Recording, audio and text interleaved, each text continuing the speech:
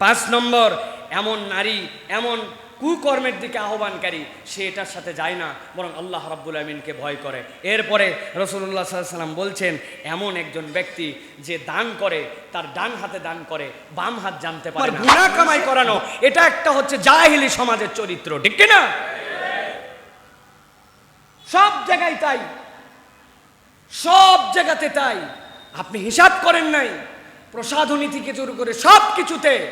ওই যে জাকির নায়েক একবার বলছিলেন না যে BMW গাড়ি বিক্রি হবে, ওই BMW গাড়ির সামনে 2টা স্বল্প বসনা নারী, তার হাতের মধ্যে লেখা আছে লেটস ড্রাইভ হার।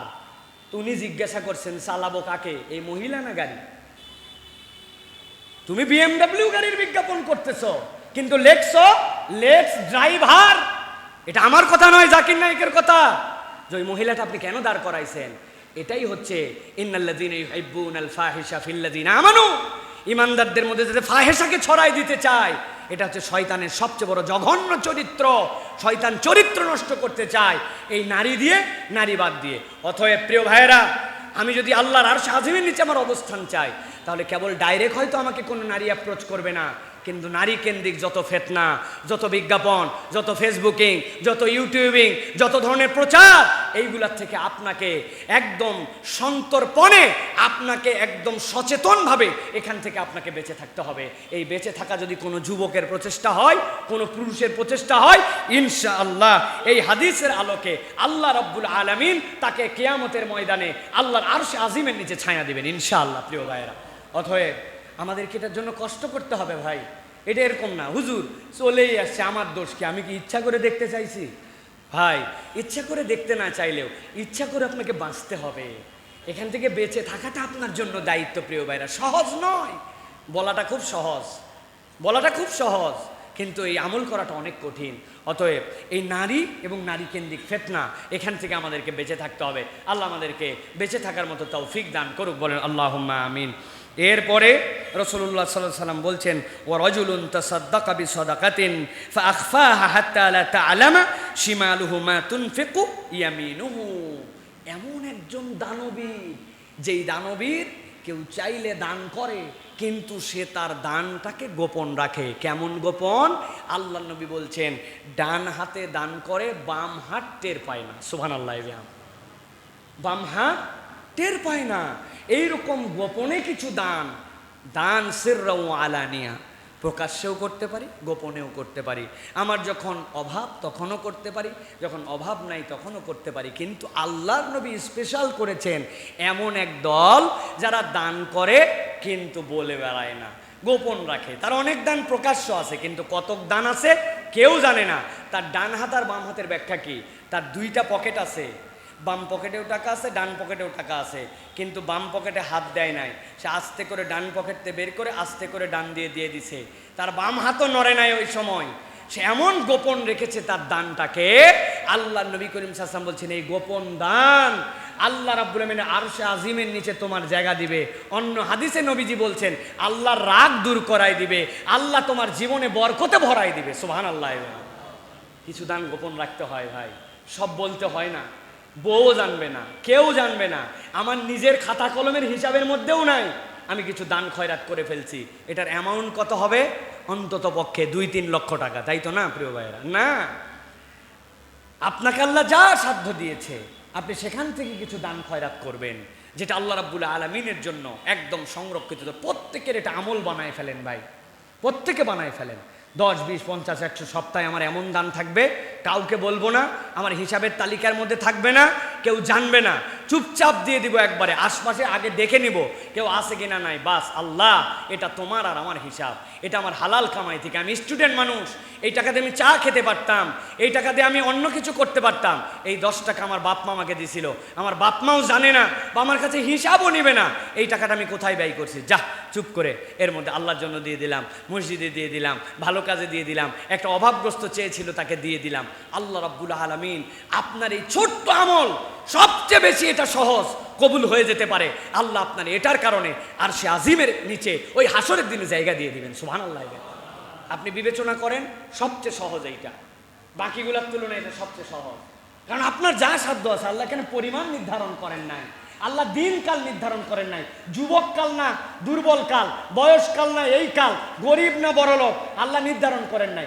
এমন দান ডান হাত দিছে, বাম হাত জানে না, আল্লাহ রাব্বুল আমিন কবুল করে ওই দানের বিনিময়ে আপনাকে আরশে আজিমের নিচে দিবেন। সুবহানাল্লাহ। আল্লাহ রাব্বুল আমিন আমাদেরকে এটা তৌফিক দান করেন। সর্বশেষ রাসূলুল্লাহ সাল্লাল্লাহু আলাইহি ওয়াসাল্লাম বলছেন, ওয়া রাজুলুন যাকারাল্লাহ খালিয়ান ফাফাদাত আইনা। এমন ব্যক্তি, আল্লাহ নবী সাল্লাল্লাহু আলাইহি ওয়াসাল্লাম বলছেন, আরশে আজিমের নিচে রব্বুল আলামিন ফেরেশতা দিকে তাদেরকে খুঁজাবেন, খুঁজায় ফেরেশতাদেরকে তাদেরকে জায়গা দেওয়াবেন। এমন ব্যক্তি, যেই ব্যক্তি এমন সময় উঠেছিল যেই সময় দুনিয়া ঘুমাইছিল, ডানের লোক জানে না, স্ত্রী জানে না, পরিবার জানে না, একা একা আল্লাহর জন্য দাঁড়ায় গেছে। দাঁড়ানোর পরে হাসরের দিনের কথা চিন্তা করছে, নিজের আমল নামার দিকে তাকাইছে, নিজের গুনাহ খাতার কথা মনে করছে, আর সাথে সাথে মনে করছে, আল্লাহ সামান্য একটু 40 ডিগ্রি তাপমাত্রা, এইটা সহ্য করতে পারি না। কয়েল ধরানোর জন্য ম্যাচ ধরাইছিলাম, ম্যাচ ডান হাতে আছে, কয়েলের দিকে খেয়াল চলে গেছে, কয়েলটা ধরে কি ধরে না, ধরে কি ধরে না, জ্বলতে জ্বলতে ম্যাচের কাঠিটা এসে দুই হাতের মধ্যে অল্প একটুখানি গরম লাগাই দিছে, হাতের এখানে ফোঁসা পড়ছে, এখানে ফোঁসা পড়ছে, ফেলে দেওয়ার সাথে সাথে কানের লতিতে হাত দিয়ে ঠান্ডা নেওয়ার চেষ্টা করছে। আল্লাহ সামান্য একটু আগুনের একটা ছোট্ট একটুখানি মিলি সেন্টিমিটার, এইটা আমার চামড়ার সাথে লাগলে আমার সহ্য হয় না, গরম আমার সহ্য হয় না। আয় রব্বুল আলামিন, ওই দিন যাওয়ার পরে আমি কেমনে তোমার সামনে দাঁড়াবো, কেমনে আমার বিচার ফায়সালা হলে জাহান্নামে যাব। আয় রব্বুল আলামিন, তুমি জাহান্নামের স্রষ্টা, তুমি জান্নাতের স্রষ্টা। বান্দা আল্লাহর জন্য ভয় করে এরকম করে দাঁড়ায় গেছে, আর চোখ দিয়ে দরদরায় পানি পড়ে, সিজদার মধ্যে যাওয়ার পরে মাথা উঠায় না, আল্লাহর কাছে বলে সুবহানা রাব্বিয়াল আলা। এই রব, আমার হাজার গুনাহ থাকলেও আমার কপাল এখন মাটির সাথে লাগানো, আর মাটির সাথে লাগায় তোমারে আমি কি বলছি রব, সুবহানা রাব্বিয়াল আলা। তোমার বান্দার মাথা যখন একদম মাটিতে, একদম নিচে, তখন ঘোষণা দিয়েছে আমার রব সবচেয়ে উপরে। ওই বান্দার চোখ দিয়ে পানি পড়ে, আল্লাহ বলছেন ফাফা ফাফা ফাফা দত আইনাউ, নবী বলছেন তার চোখ দিয়ে দরদরায় পানি পড়ে আল্লাহ রাব্বুল আলামিনের জন্য। যেই চোখ দিয়ে আল্লাহর ভয়ে পানি পড়ে, আল্লাহর জন্য কাঁদে, আল্লাহ বলছেন এই ব্যক্তিকে রব্বুল আলামিন হাসরের দিনে কষ্ট দিবেন না। আল্লাহর আরশে আজিমের নিচে এই ব্যক্তিকে ফেরেশতা খুঁজে নিয়ে এসে আরামের ব্যবস্থা করে দিবে। আমাদের অন্তরগুলা শুকায় গেছে প্রিয় ভাইরা, চোখ দিয়ে পানি আসে না। খেয়াল করে দেখেন, আমরা আর্টিফিশিয়াল দোয়া, এই দোয়াতে আমাদের অন্তর কাঁদে না। এই জন্য আল্লাহর জন্য একটু সময় বের করতে হবে, আল্লাহর জন্য একটু কাঁদাকাটি করার জন্য চেষ্টা করতে হবে, একটু নিজের জীবনে রিয়ালাইজেশন দাঁড় করাতে হবে, ভেবে ভেবে একটু মাঝে মাঝে এই জন্য একা একা ইবাদত করতে হয়, মাঝে মাঝে একটু গোপনে ইবাদত করতে হয়, তাছাড়া চোখের পানি আসে না আল্লাহর জন্য। আল্লাহ রাব্বুল আলামিনের কাছে একটু দাঁড়াতে হয়। মসজিদের এক কোনায় আমি চলে গেছি, মাদ্রাসার ছাত্র সকলের সাথে ইবাদত হয় না, টুপ করে উঠে পড়ছেন, কেউ জানে না, উঠে কোনার মধ্যে একটু গামছাটা ফেলে দিয়ে আল্লাহর কাছে 2টা রাকাতে দাঁড়ায় গেছে, আল্লাহ আমি তোমার জন্য এলেম অন্বেষণকারী, আমি তালেবে এলেম, রব্বুল আলামিন তোমার জন্য আমার হৃদয়টাকে নরম করে দাও। হাসরের দিনে তোমার কাছে আমি কেমনে দাঁড়াবো, আমাকে তুমি একজন ভালো মানুষ হিসাবে কবুল করে নাও আল্লাহ, আমাকে তুমি তোমার দ্বীনের বুঝটা আমার অন্তরের মধ্যে দিয়ে দাও। আল্লাহুম্মা নাওবির কলবি বিনূরি মাআরিফাতিকা আবাদানিয়া। আল্লাহ তুমি তোমার এলেমটা নূর, ওই এলেমটা আমার অন্তরের মধ্যে দিয়ে দাও।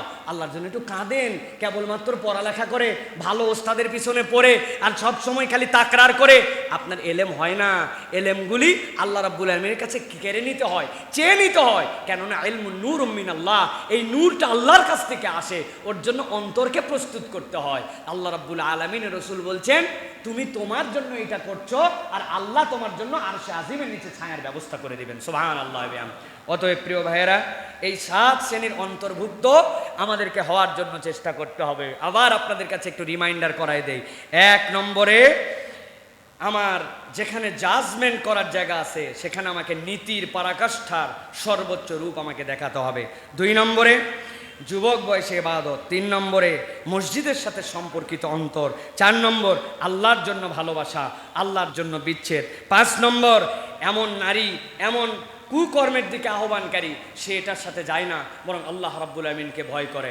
এরপরে রাসূলুল্লাহ সাল্লাল্লাহু আলাইহি ওয়াসাল্লাম বলছেন এমন একজন ব্যক্তি যে দান করে তার ডান হাতে দান করে, বাম হাত জানতে পারে না। মানুষে গোপনে আল্লাহর কাছে দান করার অভ্যাস করে।